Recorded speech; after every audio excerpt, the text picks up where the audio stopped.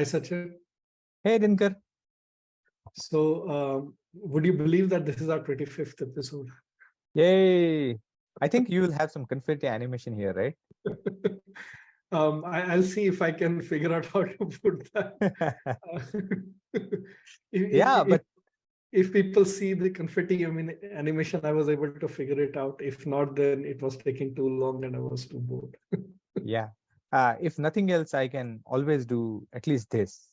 Yeah. So can I, and those who are listening to us, we just use the party popper Yeah, emoji on Zoom.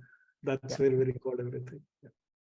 So, Dinkar, this is like a milestone episode. I think we have spoke a lot about a lot of things. I am super happy that we were able to bring it to the 25th number. So let's try to like take one more topic, which is we have been talking and which is very important. Recently, we spoke about this modeling of metrics, but I want you to explain what is modeling of metrics means and how to go about it and what is the importance of it. So, Sachin, as I'm recently, for various reasons, I'm doing double, triple, and multiple clicks down. Um, con Conversations around metrics are happening more often, right? So one thing that I've started noticing is that there are certain, and we have discussed these in the past, there are certain, there's a certain carelessness, if I will say, a little bit of callousness, if that's the right word, around metrics. Metrics come at a cost, especially if Exactly. these are going to be. Now, on the other hand, are these long-lived metrics, which become a measure of excellence and kind of across the time, over time, how we have improved, how the team has improved, how investments have led to results, right? This is the second thing. And these we kind of categorize as excellence bucket, and this is in the operational bucket. What I've started noticing is that these kind of move from here to here, right? It's very little energy, just a photon is needed for a metric to get excited from a lower orbital of operational metrics into a higher orbital of Correct. excellence metric, and it takes energy to keep them there. It starts costing. Yes. So when we start talking to clients about our fellows also, right, around metrics, I started asking certain questions, and that has kind of resulted in what I'm calling this metrics model. And the whole idea is that if you think of a metric, it has a face value and it has a unit, right? I have a lead time of 5 days. And that's what the beginning and the end of a metric is for a lot of people. But if you dig into it, it has a bunch of things that we should also include in this model. And the first thing that I want to introduce here is, if your lead time is, let's say, 5 days, so Yeah. for the product that you're building in the industry that you're in, what are the lead times of others? So having that industry benchmark becomes very important. And then your phrase should be that, oh, my lead time is 5 days, whereas in our in our industry or for this product, typically it is 6 days or it is 1 day. Now you have introduced that, right? And the moment you have introduced this, especially if you're behind an industry baseline, then as a product manager start saying, and our aim is to reach at least 2 days in couple of quarters or in 1 quarter or a couple of sprints. Now what you have done is, along with this, you have modeled a target for yourself. Agreed. Right? And then comes the most important part, right? Now that you've given yourself the target that's a success, there has to be a failure threshold also. And this I've talked about a lot. I've written about it a lot. It's one of my favorite things, because when we are planning the optimism, and we'll never fail, because we have the smartest people, we'll make all the investments. Why should we think about failure threshold? Or on the other side, there's this risk that if I say that this is our failure threshold, then what some gamer, some local Optima genius will make sure that they're just above that, so they don't get into the red category, they don't become visible, and they do the least amount of work. but that's the definition of failure threshold, right? If you, instead of growing, if you're sticking to one level, you're not growing that fast, that I want to achieve this target in this much of period, these kind of criteria become your failure thresholds, right? And Dinkar, one thing to add here, a couple of times when we spoke to folks, right? Their point was that how do I know that what's my competition thresholds are? And one good example which I can give is in one of the customer, we wanted to measure how frequently they are releasing it to the app store. It is not very hard that some really smart folks sat down and then found out all the competitive apps which they want to bucket. And then they figured out how many releases happened in the past 1 year. Yeah. Because typically every app store gives you a version history. And Yeah. it is not so difficult to spend some time, do some analysis. Then there are also automated services nowadays which do that. App any Zindabad. Exactly. And then these type of situations are getting easier and easier if you just apply a little bit of time and focus on what you need to measure. I also remember that one of our teams did sentiment analysis on reviews, but now that is also available as a service. There are some products available where you can submit your app link and you can get sentiment analysis done. So these are all valid ways in which you apply a little bit of your time, little bit of your energy, and you can get this intel, which is just precious to figure out what should be your threshold, and how important it is for you to beat that threshold, basically. And the other thing around, when things are not going well, the worst thing to do is knee-jerk reaction. Worst thing to do is pick up someone to blame. The worst thing to do is do what comes to your mind quickly and, ask 3-4 people around you and say, oh, that person did that, it worked for them, and we'll do these things. And that's why it's very important. The moment you have a metric, you should have a remediation plan, that if this metric stops performing, it becomes a non-performing metric. From the beginning, you should thought of, these are the things I will look into. These are the patterns I will look for. These are the behaviors I'll try to figure out if these are happening. Anti-patterns I will look for, right? So there has to be a remediation plan. And one more thing is, about baselining, right? When we were saying that, hey, -3, or if you're starting with something, you may not have that baseline. There has to be an agreement about what is that period through which you'll collect the data and say, now, hey, during this period, this is my average lead time. Now this is my baseline. So if you think about it, the moment someone says, hey, we should track this metric, it should not be that casual and call. Correct. And the most important part of the model is the cost of the metric, right? Agreed.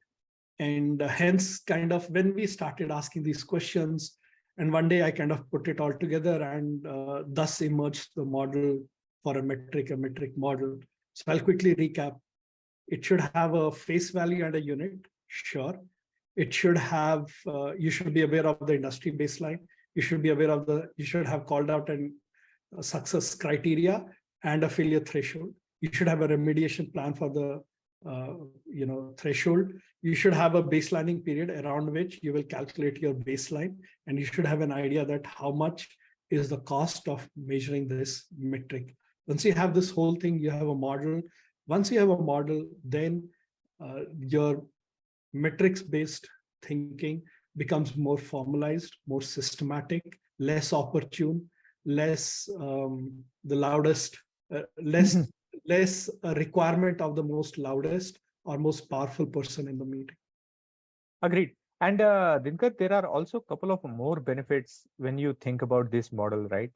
Is typically when you define a model, it also tries to address some of the biases and clarifies the intentions of some folks. So often what we see is that people are finding, many times these metrics are found or added to the list to solve some problem. But it is not operational, right? It's sometimes it is operational, sometimes it is that you said blame, right? To figure out what is actually the problem. And we have spoke about intentions in the past as well. So if anybody is adding any metrics to the list and they are defining the model for that, then it is implicit on the person who is proposing metric that they believe this is an important metric for these reasons, and this is the failures threshold, this is the success threshold, and this is how we arrived. So it brings a lot of ownership and transparency to the table, which usually is missing from these metrics. Yeah. And one of the things that I've also noticed is we have started using the phrase deluge, right? And if whenever I go and talk to a big team, ask how many metrics are you tracking, and the forget number of metrics, people tell me number of tools in which metrics are being tracked. Right. Yeah. And they're like all over the place. They are all over the pipeline. They're all over the systems. They're in all kind of tech. Some are in Google Sheets. Some are in Word documents. Some are in email that you get. And it can really go crazy. So I think the discipline of modeling a metric is very important. And I lay it as a responsibility of the tech lead and the product manager to introduce this thinking and introduce this discipline. And when the cost of measuring a metric comes into the picture, it automatically cautions everyone from going overboard. And a slight digression, one of the things that you and I have always talked about is that the cost of a meeting. I wish there was a plugin in Microsoft Outlook, Google Calendar. Everyone, when calls a meeting, it should give you that this meeting is going to cost this organization this was dollars, and especially in enterprises where there are 50 people, and most of the time you are being called to the meeting, so you are not left out. Tomorrow you won't say that I didn't know. For all these reasons, and these meetings become very crazy. So yeah, but I have a dollar very value different, to it. yeah, but I have a different point of view on that, Dinkar. I Yeah. like the importance and awareness people have in an enterprise that meetings are costly affair. But these are also, Dinkar, the byproducts of something else. Yeah.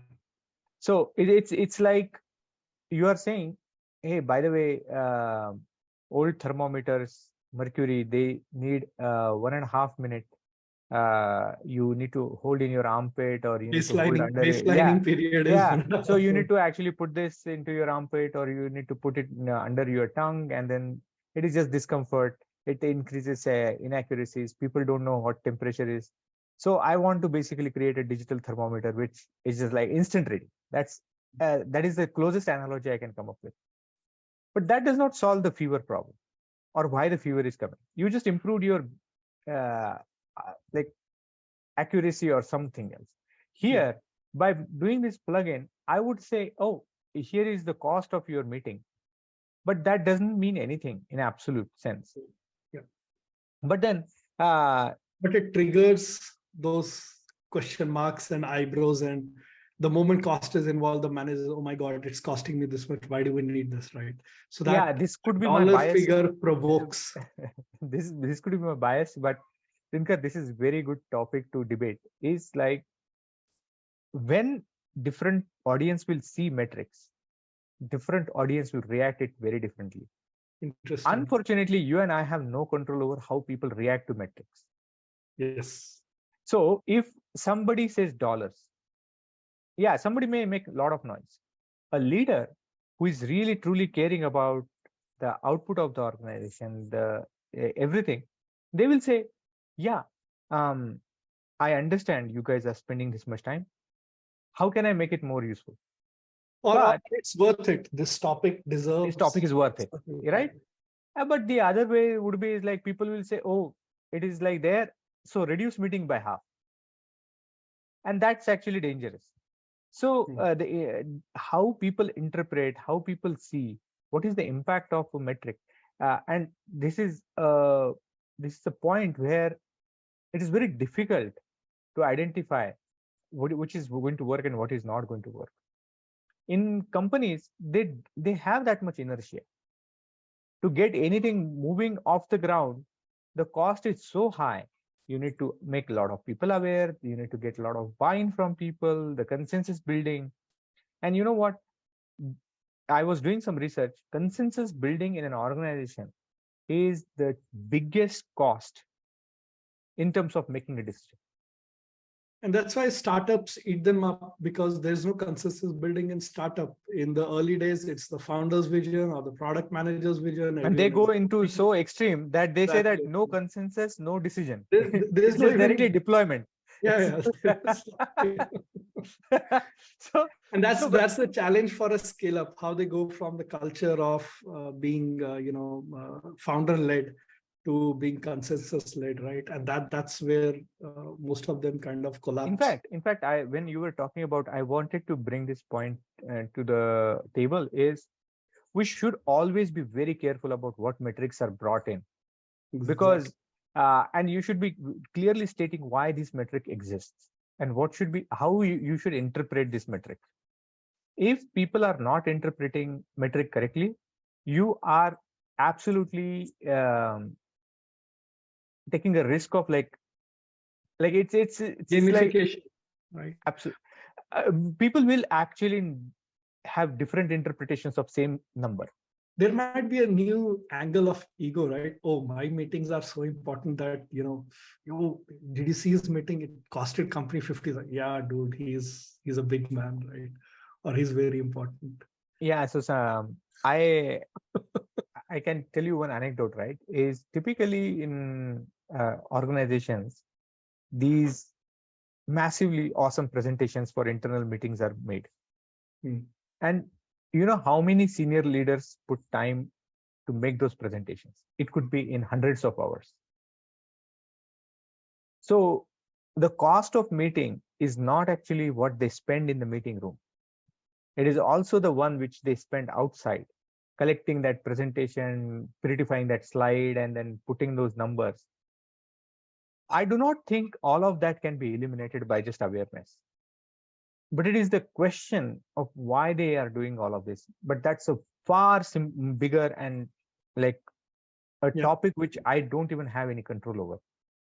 But for the This engineering teams, they need to be very careful about how they are spending their efficiencies.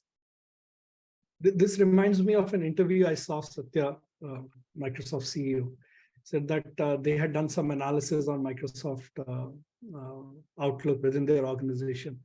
So when an executive asks a question, they did an analysis of its, domino kind of be, I don't know what analogy or phrase to use here. And so if this person is coming, that executive will ask 2 3 more people, hey, I'm going and presenting something to Satya, he has asked me this question, this is what do you think? Yeah, fine, we should add this data. Then they'll go and talk to a few more people, and then this will have this massive of network effect kind of thing, where it adds up work, and then suddenly by the time it all comes back, so many hours have been lost in preparing a deck for this, probably a very simple question that Satya wanted to ask. So I remember his video, and I will look for it. If I'm able to find it, I'll link it in the comments. But yeah, you're right. This effect, multiplier effect, is very crazy. Yeah, and this is the challenge in industry people are having. And metrics are also important, but metrics are also something which you can confuse people and send them into directions which you do not intend to in the first place. And we should be very careful about, and modeling is a great way in which you can clearly articulate why you are doing this. You can document this. It's not a big deal. And obviously, we always talked about having less is more actually, rather than Yeah. having 25 metrics. And I was thinking about an example. Uh, Dinkar, if you have 200 metrics somewhere, these applications have these metrics, and that application has that metrics, and these application have these metrics. It is like my Netflix catalog. You know, many times I do not watch a movie until Netflix is going out of like available only till 31st of this month. Then I say, like, let's watch this movie. It is going out of catalog. So suddenly the apparent value of that movie goes significantly up. I have been like living, it's there, right? I can go and watch anytime I want. And that is what happens to metrics too. Just because all these 50 metrics are there is no guarantee that I'm watching them. Yeah, the ones that are going red, you start watching them. And Exactly. then the only way you will address something is when it's the Netflix problem, right? Unless Yes, something is going away, people don't watch it. So they have exactly. to end of life probably. I don't know. So probably they're ending, life movies more often, because that's the only time that probably they have peaks when they are introduced, and then there is a peak when they are being removed from the Absolutely. So, platform. so these type of things, crazy things happen, and I'm feeling that this modeling is far more important, and people should pay far more attention than some might think. So, yeah, plus one to that. Yeah. This was a very interesting and useful conversation. I was thinking that it's going to be just a short one, but thanks to our habit of digressing and random Yeah, things here, it went longer, which is okay. Happy about it. See you around.